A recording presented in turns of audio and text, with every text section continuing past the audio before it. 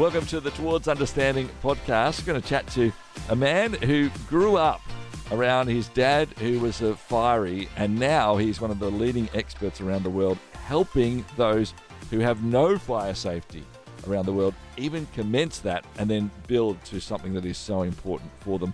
He's doing a great work. We're going to hear his story today. Timothy Wainwright is my guest. Just before we have a chat to him, please like, rate, review, share this program. It helps us get it out to more people. That's our heart. It's just to share it with as many people as we can. All right, let's have a chat with Timothy. How are you, Timothy? I'm really good. It's good to be here. Thank you. Obviously, here in Australia, we have a lot of experience in terms of talking about bushfires and the impact that it has, what fire does. Talk us through, when did you first get involved in the work of actually fighting fires? That would be in my childhood. My father was both a minister and a firefighter. Before I was born, he did some work out in far west New South Wales in Aboriginal communities out there, and he was taught how to do hazard reductions. Well, not exactly hazard reductions, but native burning techniques. Because he was working with Aborigines, and they showed him how they did it. And being a firefighter, he was able to incorporate those Aboriginal techniques into very effective hazard reduction and methods on how to protect houses. So when I grew up, he taught me all of this, and I thought that was normal firefighting techniques, but it turned out it was a unique combination of ancient techniques and modern fire procedures. So I started off as a kid, really, learning from my dad, and my dad being both a minister and a firefighter, it was a unique upbringing. Yeah. The service to God, service to people, saving lives and saving souls. Yeah. And that's my background. Yeah, yep. Good. I want to explore a bit more on the firefighting and learning in a moment, but let's talk a little bit about the faith too. It seems like faith in terms of the family perspective was always a big part of your world. When did that sort of become something that was very real and personal in your life in terms of you choosing to follow Jesus? I have to say, when I was a kid, things were pretty tough at school because I do believe strongly in God, and there is good and evil in this world. And when especially your father is doing ministry work, doing God's work, Satan might not get to him, but he can certainly get to his kids at school and in other areas. So I was, up against, pretty strong bullying because of my Christian faith from early on. It didn't turn me away from God. It made me stronger for God because I knew there is an evil one out there and there is God. And so I'm going to follow God no matter what. So that's my spiritual background. But I got to tell you, being a Christian, it's a daily decision. It's a daily attitude. And I'm 46 years old, but I still am learning things as if I was, a new Christian. Yeah. Because you go through ups and downs in life. And when you've hit rock bottom, the only way to go is upwards. You want to give up sometimes in life, but I don't know what that is. There's only one way forward, and that's with Christ. And so I'm a strong Christian, but it doesn't mean I've got a perfect life. It's been pretty tough. Yeah. But that's the road. It's a narrow and windy road. Yeah. And so I make a daily decision to follow Jesus. Yeah. And that's how I see it. Let's talk a bit about, and a huge part of how you've done that is by actually, committing yourself to saving lives, to saving property, to through the experience you have early on in that fighting fires. You've then now really dedicated yourself to that in huge ways. Take us through a little bit of the experience of the learning and the training you've had, and then we might talk about some of the places around the world that your expertise has been used. Yeah, sure. I did my first ever hazard reduction when I was about 7 years old. My dad, he was a station officer in Launceston, Tasmania, and on their weekends or days off, they would sometimes do some hazard reduction burning for a bit of extra money for people who needed it. And so my brother and I were there, and that was my first experience. And when I was able to join the volunteer brigade, I did that as a teenager. And I was also in surf life saving as well. So I've always had a heart for community service and action, of course. So I did the basic training with the Rural Fire Service, and I went on to do advanced courses and different specialty courses. I went through TAFE, did professional training to do building inspections and specialising in bushfire risk assessments, also building compliance inspections and training in emergency procedures, as I also did firefighting. I was also pretty much the only bushfire contractor in Sydney. And being a bushfire contractor, that's where you work for councils and different landowners to do hazard reduction burning. Because unfortunately, as the years have gone on, it's actually gotten a lot more difficult for even fire brigade to do hazard reduction burning. And they also don't maintain fire breaks. That's up to landowners. So there's a lost skill there, which I filled through my profession, which is fire safety. Yeah. So, I mean, this is, as you said, it's specialised, but it's also so needed. It is something that is so devastating to so many parts of the world when we have these moments. Certainly in Australia, we talk about those moments and they stay in the imagination for many, many years to come as well. This sort of level of expertise and your level of understanding with this has also then started taking you to other places around the world as well. Was it because of this sort of specialised expertise that people in other places are saying, hey, could you come over here, please, Timothy? Well, the first experiences I had overseas was in California, and I was 21 years old. So anyone who's ever been a man at 21, they know everything and they're super fit and indestructible. But my dad gave me some advice. He said, look, when you're over there with the fire brigades, don't tell them how you do things unless they ask, but ask them how they do it, ask them why, get them to show you and show real interest. And that's what I did. And I learned heaps from the Americans. Now, they do things completely different in a lot of ways. It's not wrong, it's just different. We do things different to them. They do some things that are really great that we should do, and we do some things that are really great that I think they should do. So it's good to get experience from other countries. But where my expertise really came into play was with Israel. 2018, they were getting hit by a lot of arson fires. If you'd like me to talk about that, I'd be happy to. Yep, absolutely. Let's do that as well. And let's start with that now and go into that. And I know you've got a big passion for those in Israel as well, even still to this day. So let's talk specifically about the fires first. Well, I noticed from media reports, that's what piqued my interest. I saw people fighting fires in black polo shirts, black T-shirts. And I thought, this isn't right. They're not dressed correctly. They're going to get burnt. And they were using very basic equipment, like little buggies and trailers and things like that. Hardly any fire trucks anyway. No PPE, so no fire uniforms to protect them from the heat and the flames. And I looked into it and I contacted the Australian Jewish Association and said who I was, this is my background. I'd like to help. And I said to them my thoughts, and I said, is that correct? And they said, yes, that is correct. There's no training with the communities. They do have a very good and professional fire rescue service, but they're based in the cities. And they may have one volunteer truck to protect 30 communities in different areas. So it's not, doesn't really cover the rural areas, the kibbutzim and the moshavim, which are right on the borders with Gaza and along Lebanon and Syria. So I went in early 2019 to deliver the first ever bushfire training to the emergency teams, that the group of volunteers that live in these communities that respond to security risks, also first aid, and if there's a fire, they do their best. But they'd never actually received any training in how to fight wildfires. They may have been taught how to use a fire extinguisher, but that's it. So my training was the first ever training on how to be safe, how to dress properly if you don't have the right gear, and how to use their gear as effectively as possible to contain fires very quickly. So it was a game changer. It made the best impact I've ever had in Israel is training, because you don't know what you don't know, and they didn't realize how much danger they were in.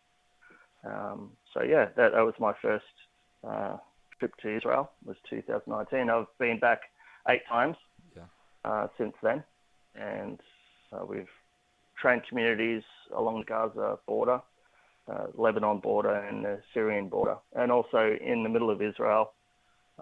There's one town called Efrat, which is right in the middle of the West Bank, Samaria, and that was their first training as well. That was just recently, last. Yep. It must be remarkably rewarding when you can go into somewhere and upskill a whole group of people in such a quick fashion, at the same time as certainly helping across the board in a whole lot of various ways. That must be very fulfilling. It is. I'm addicted to training, especially when you see the light go on in someone's eyes and they get it. And it's really interesting because I speak English, I don't speak Hebrew, but our training materials, both English and Hebrew, and there's always an English-Hebrew speaker with us when we do the training, so they're able to answer questions in Hebrew if needed. And most people speak English as well, but it's really special to see before with some farmers, because especially with farming communities, there's very little time because they're busy doing farming.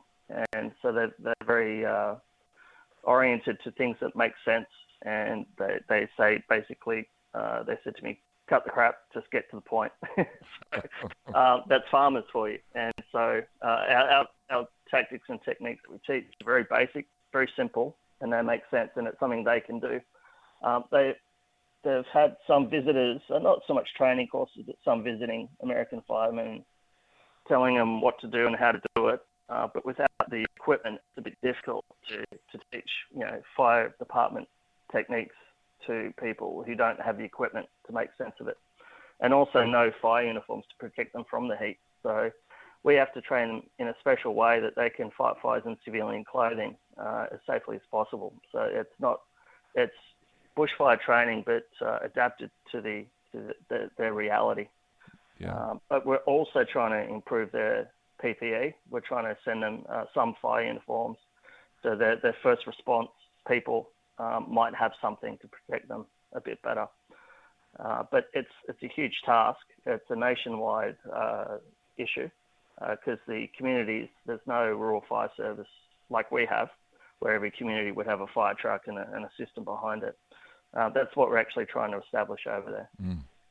It's a huge amount of work. We're going to hear more from Timothy Wainwright in just a couple of minutes' time around this. Also, more of his passion for Israel, which has grown even more so through this work that he's done. And we'll talk a bit more about the character that it needs to continually go into fire-prone areas as well. That's on the way next here on Towards Understanding. Share your brand, your event, your message across 90 Christian radio stations and major cities in Australia and New Zealand by sponsoring Towards Understanding, hosted by Clayton Bielan. More than 210,000 people tune into Towards Understanding each week, and with just one sponsorship, you'll reach this immense engaged audience. Find out more about this exciting and unique opportunity now on the sponsorship page at positivemedia.com.au. You're talking about, I suppose, the difference that we have from maybe Australia and New Zealand, this idea that we got, well, there's rural fire services, there's teams of people, there's communities that look after this. This is not at play in Israel. And how you said, it's a long task to start trying to build something like that, even the equipment to have, even the right gear to wear, those sorts of things. How have you gone about actually doing this? Because it feels like almost too big a job for one man, but feels like you're trying to on the hunt to do this. How are you actually stepping through that process? So over the last 7 or 8 years being involved in Israel, at my first visit, I knew exactly what they needed. I knew there needed to be a concerted long-term effort to build a system that would cover training and education, uniforms and PPE, improved equipment, and also wildfire prevention for communities, which most communities have never had a wildfire risk assessment. So to do this, we decided very early on we needed a 4-year full-time mission to build that national system to unite all the communities under one organisation, which is similar to what we have in Australia with the Rural Fire Services, CFA and Rural Fire Service, that sort of thing. Until we get the funding to do the 4-year full-time mission, I'm committed to doing as many 1-month missions as I can. This year I'm going back all of May and all of October to train minimum of 20 communities and also provide some PPE and fire equipment and do some risk assessments while we're there. So short of getting the funding for the full-time mission, I go back as much as I can. Last year I was there 3 times. 2024 I was there for another 3 missions. This year I'll be there twice for May and October. Can we talk a little bit about the character it needs? You seem like somebody who has to be pretty brave in these situations as you've gone through the whole life and to tackle big problems and big issues in these areas. What is the character that you think is required and needed for somebody who lives in this space? I'm guessing over time, and as you've fought fires and as you've been through different things, you've seen a lot of things. You've gone and probably had to process a lot of trauma. What is the sort of character needed for somebody to be doing this sort of as a full-time job? Well, my background's pretty unique because I basically worked for my dad growing up. He ran his own company, fire company, doing hazard reductions and fire breaks and building assessment. So I got into that industry and got my qualifications as well. And was fighting fires with volunteer fire brigades, and I went overseas. So that's a unique background. One thing that drives me is, I guess, something young. When I was young, when I was 6 years old, a friend of mine died in a house fire. His name is Billy, and my dad went to that fire, and that has always stuck with me, that he was the only one who didn't get out, was my little friend Billy. And that just, made me want to rescue everyone. And so, whether I'm at surf life saving or doing firefighting or teaching people, I guess I'm just motivated to try to save Billy in a way. But also, I thank God for the opportunities he gives me, the training I've had and experience as well. God's allowing me to use that to help others. I'm certainly not a perfect person, but I do my best to help others. I try to be humble. I really do. The older I get, the more forgiving I get, and the more shades of grey I see, instead of, being flexible and humble, listening more, although my wife says I need to listen more. So I don't know if it's bravery or sometimes people might see it as carelessness. I mean, I went to a war zone 6 times already to teach people how to fight fires. At the same time, there's rocket attacks happening. So I'm not sure how to answer the question. That's all right. Yep. Tiffany, let's talk a bit about that love and that heart for those in Israel and for the work that you're doing there as well. It's certainly moved into perspectives of how do you raise funds and provide these opportunities. Do you want to talk a little bit about that as well? Yeah. So each mission do up a budget to cover the costs, and we go out and seek support. And so far, we've been able to run some missions. Obviously, we're always short on funds, which is always the case. But we're faithful with what we have, and we make it go as far as it can go. And we also sacrifice a lot of our own comforts as well to do the job. Sometimes, covering some of the costs out of our own pocket, which is just the way it is. I've got a very understanding and loving wife. She's amazing, and she supports what I do. And so that's one of my biggest, my biggest supporter is my wife, actually. And next to God, and God, He opens the doors or He closes the doors. I don't, bargain with God, but I say, Lord, if you can provide at least 50% of what we need for the budget, I'll commit to going and making it work. And so we've gone and we've made it work, and going in faith opens doors spiritually as well. And people see your genuineness, and they want to listen and they want to help as well. we've made it work, but I'll definitely say, yeah, we absolutely need more funding, especially for the 4-year mission.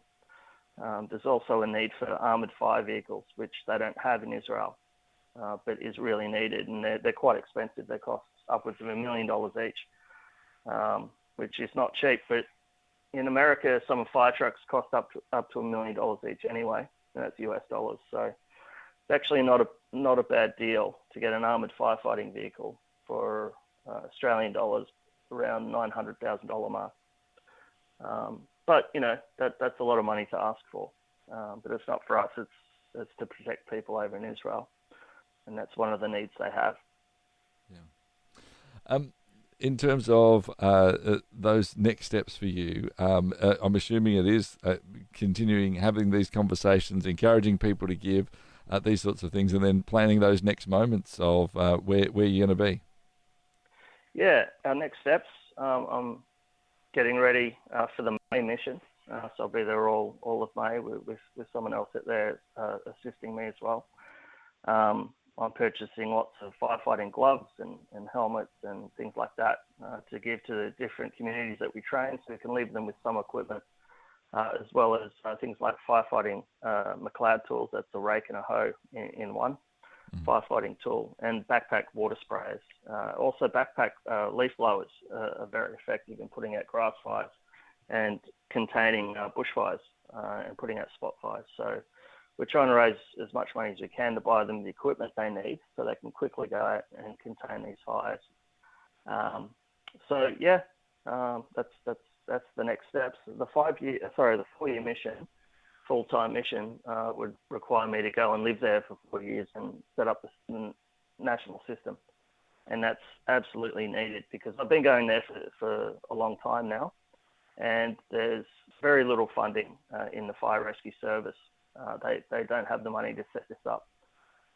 So they've essentially said to me that, if I set it up, they'll make use of it. So my plan is to set up a national system similar to the RFS and CFA here, but community-based, community-run with community trainers, because they need people to do what I do, which is training others. So set that up, set up a system to cover the training, education, uniforms, PPE, improved equipment, and to also put in wildfire prevention measures for communities. Once that's set up, after 4 years, we hand that over to the Fire and Rescue Service in Israel, which will slot in as one of their programs. So 4 years for me to set that up, make it work, have it entrenched, and have local people running it so that the fire rescue can basically absorb it. That's my plan. Yeah, great. If people want to support, what's the website to head to? OperationFireSupport.org. OperationFireSupport.org.